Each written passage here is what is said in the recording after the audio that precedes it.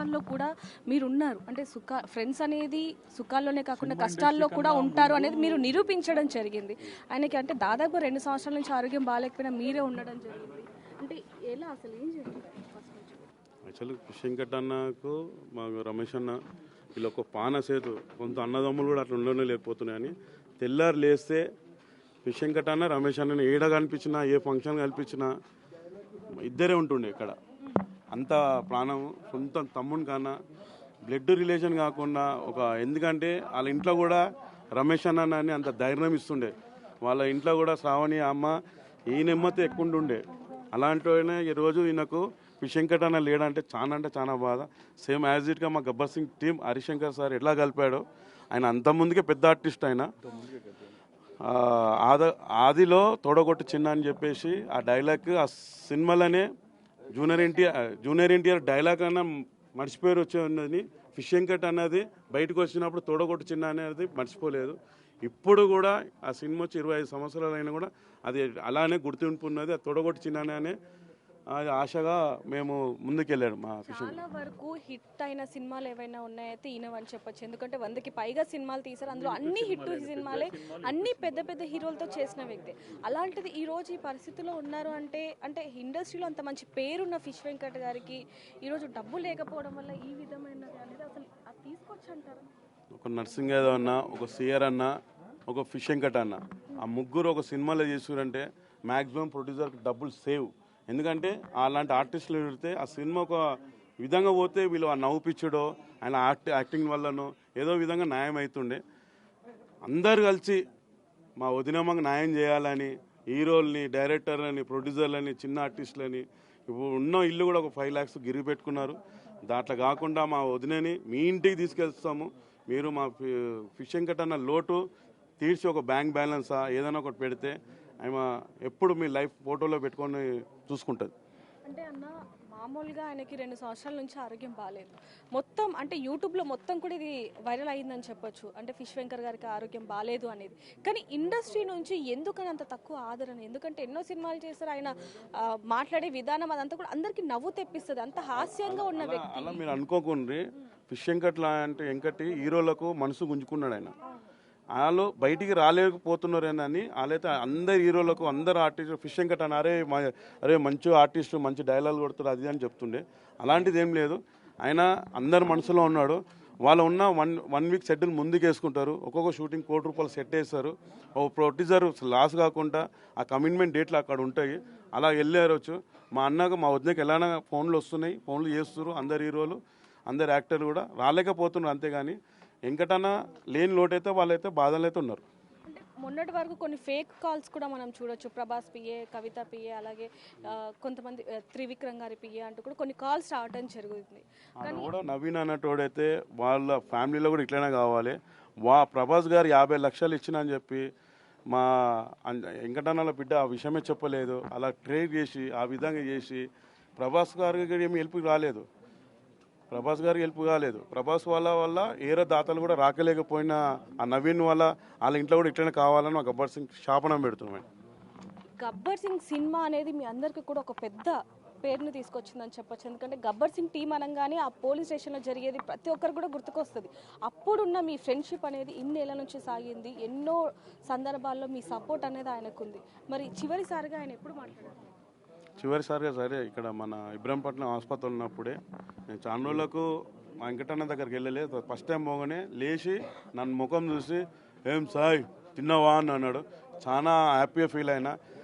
నేను పోతే మళ్ళీ మాట్లాడేమో బాధ అనిపించి పోగానే మాట్లాడిస్తే కళ్ళకే నీళ్ళు తిరిగిపోయినాయి. మాకు బాధ అనేది చాలా అనిపించింది. అన్న నువ్వు ధైర్యంలో ఉండు, నువ్వు మంచిగా వస్తావు అని చెప్పి మా అన్నకు ధైర్యం చెప్పి బయటకు వచ్చిన. అంటే ఫ్యామిలీకి కూడా చెప్పుకొని విషయాలు చాలా వరకు మీకు చెప్పుకుంటారని, ఏదైనా విషయంలో బాధపడడం కానివ్వండి, లేకపోతే ఇది ఇంట్లో ఈ పరిస్థితి ఉందని కానీ, లేకపోతే వీళ్ళ గురించి ఆలోచిస్తున్నాను కొంతమంది కనిపించారమ్మా. కొంతమందికి వాళ్ళ మిసెస్కు, వాళ్ళ పిల్లలకు, వాళ్ళ ఫ్యామిలీలకు ఎవ్వరు చెప్పని వాళ్ళు ఈ రమేష్కి చెప్తాడు. రమేష్ అన్న అంటే ఫిష్ వెంకటానికి అంత భరోసా. వాళ్ళ ఫ్యామిలీలో ఎవ్వరు నమ్మడు. రమేష్ అన్నని బాగా నమ్ముతాడు. రమేష్ అన్నని ప్రతి దాంట్లో పెడతాడు. మేము ఏమన్నా కూడా షూటింగ్లో కలుసుకుంటాము. అక్కడికి ఉన్న డైలాగులు మజాక్ ఆడుతుంటాం, అది చేస్తుంటాం. అంతేగాని ఎక్కువ మట్టికి మా రమేష్ అన్నతో ఉంటుండే. అంటే ఇప్పుడు వరకు కూడా మీరందరూ కూడా ఆయనకు సపోర్ట్ చేశారు. ఇప్పుడు ఆయన ఫ్యామిలీకి కూడా సపోర్ట్ ఉంది. మరి ఇప్పుడు నుంచి ఏ విధంగా ఉండబోతుంది? ఎందుకంటే ఇప్పుడు మొత్తం కూడా చూసుకోవాల్సింది కూడా ఆయన ఉన్నట్టుగా సపోర్ట్ చేస్తాము. అలాగేం లేదు, వాళ్ళ ఫ్యామిలీ మా ఫ్యామిలీ లెక్కనే ఫీల్ అవుతాం. వాళ్ళ ఇంట్లో మేము, వాళ్ళు మా ఇంట్లో ఉన్నారు. ఈ సాయి అన్న కూడా వీళ్ళు మేము మమ్మల్ని తమ్ముళ్ళ లెక్కనే చూస్తుండే. ఎక్కడికి పోయినా కూడా మమ్మల్ని ఎక్కడ కనిపించినా చూడకుండా పోయిన ఫోన్ చేసి పిలిచి మరి రేవంత్ రెడ్డి సార్కి ఆల్రెడీ మా గబ్బర్ సింగ్ టీం రిక్వెస్ట్ చేశాము. రేవంత్ రెడ్డి అన్న దగ్గరికి వెళ్ళి 100% మా వదినకు సపోర్ట్గా ఉండాలని ఏదైనా ఒక ఫండ్ రిలీజ్ చేసి, ఎందుకంటే మొన్న అవార్డ్ ఫంక్షన్లల్లో ఇండస్ట్రీలకు మేము అండగా ఉంటానన్నాడు. ఆ విధంగానే రేవంత్ రెడ్డి అన్న దగ్గరికి వెళ్ళి మా వదినమ్మకు ఏదైనా చేయాలని చూస్తాము. ప్రతి ఒక్కటి మా వెంకటన్న ఏ హీరోతో చేశాడో అందరు హీరోల దగ్గరికి వెళ్తాము. మా గబ్బర్ సింగ్ అని, మా రమేష్ అన్న అందరం పోయి మా వదినకు మ్యాక్సిమం ఒక నెల కిరాయి లాంటిది ఒక ఏదైనా హెల్ప్ చేస్తే ఒక 50 మంది ఏదైనా ఒక బ్యాంక్ బ్యాలెన్స్ పెట్టాలని మా వదిన మాకు వెంకటన్ని లోటు తెలియకుండా మా వదిన ఒక 100 సంవత్సరాలు బతకాలి.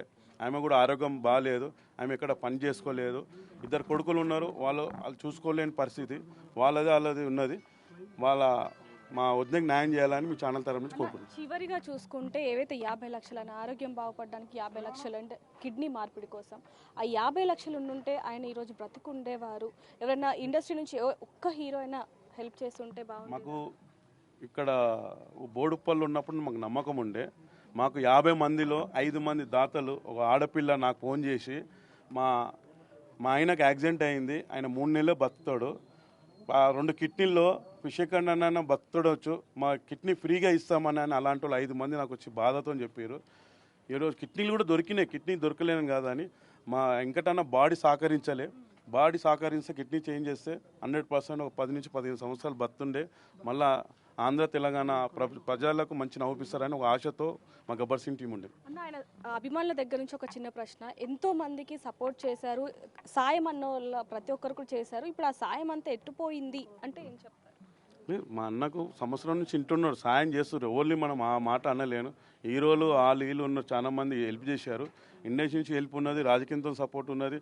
ప్రతి ఒక్క అయ్యో వెంకటన్న, అరే అన్న ఇట్లా డైలాగ్తో నవ్వుపించాడు, ఇట్లా చేశాడని చెప్పి అన్న ప్రతి ఒక్కరు కూడా ₹1 ఏందో మాకు సాయం, మాకు పెద్ద గొప్పనే. చాలా మంది ఫోన్పే, గూగుల్ పే ₹1 నుంచి ₹100, ₹500 అట్లా చాలా మంది వేసారు. ఇప్పటి మట్టుకు ఆ డబ్బులన్నీ హాస్పిటల్కి మట్టుకు అయినాయి. మీ సపోర్ట్ మాత్రం ఎప్పుడు ఆ ఫ్యామిలీకి ఉండాలని చెప్పి నేను థ్యాంక్ యూ. సో చూడొచ్చు, ఆ ఫ్యామిలీ కూడా ఎప్పుడు వీళ్ళ సపోర్ట్ ఉండాలనేది కూడా మనం కోరుకుందాం. అదే విధంగా చూసుకుంటే ఆయన సాయం అన్న వాళ్ళందరికీ కూడా సాయం చేసేవారు. అలాంటిది ఈరోజు ఇలాంటి పరిస్థితి వచ్చిందంటే ఎవరు జీర్ణించుకోలేకపోతున్నాం అంటూ కూడా వాళ్ళు చెప్తున్న పరిస్థితి అని చెప్పొచ్చు. ఒక్కొక్కరుగా అయితే ఇండస్ట్రీ నుంచి అలాగే ఇప్పుడు వరకు కూడా పొద్దున్న నుంచి ఎప్పుడైతే ఆయన చనిపోయారని తెలిసిందో అప్పటి నుంచి ఇప్పటి వరకు కూడా కేవలం గబ్బర్ సింగ్ టీంకి సంబంధించిన వ్యక్తులే తప్ప ఎవ్వరు కూడా ఇండస్ట్రీకి సంబంధించిన వ్యక్తుల్ని మాత్రం ఇక్కడ మనం చూసింది లేదని చెప్పొచ్చు. ఏదైనప్పటికీ ఆ ఫ్యామిలీ మెంబర్స్ బాధ అసలు చెప్పుకోలేనిదని చెప్పొచ్చు. చూడొచ్చు, అభిమానులు కావచ్చు, లేకపోతే చుట్టుపక్కల వాళ్ళందరూ కూడా ఇక్కడికి వచ్చి కడచారి ఆయన చూసుకొని ఇక్కడికి వెళ్తున్న పరిస్థితి కనిపిస్తుంది. ఏదైనప్పటికీ ఇండస్ట్రీ నుంచి ఎవరైనా ఒక్కరైనా సరే సాయం చేస్తుంటే ఈరోజు ఆయనకి ఇలాంటి పరిస్థితి వచ్చేది కాదు అంటూ కూడా అందరూ కన్నీరు మున్నీరు అవుతున్న పరిస్థితి మనకు కనిపిస్తుంది. పొద్దున్న నుంచి కూడా ఆయన చెల్లెలు కావచ్చు, లేకపోతే కుటుంబ సభ్యులు ఎంతగా రోధిస్తున్నారు అనేది కూడా మనం చూస్తూనే వచ్చాం. ఏదైనప్పటికీ ఆయన ఆత్మకి శాంతి చేకూరాలని మనం కూడా కోరుకుందాం. మరిన్ని వార్తల కోసం చూస్తూనే ఉండండి బిగ్ టీవీ.